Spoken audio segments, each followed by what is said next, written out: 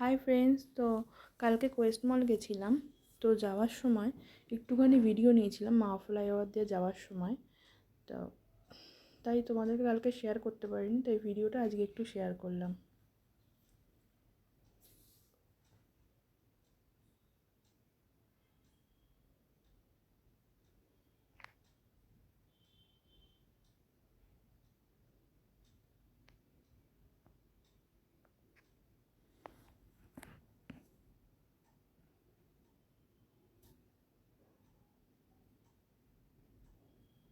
দেখো, মুখে মাস্ক পরে গাড়ি চালাচ্ছে। আমি তো মানে এখনও মনে হয় করোনা আছে, যার জন্য মাস্ক পরে আমার হাজব্যান্ড গাড়ি চালাচ্ছে।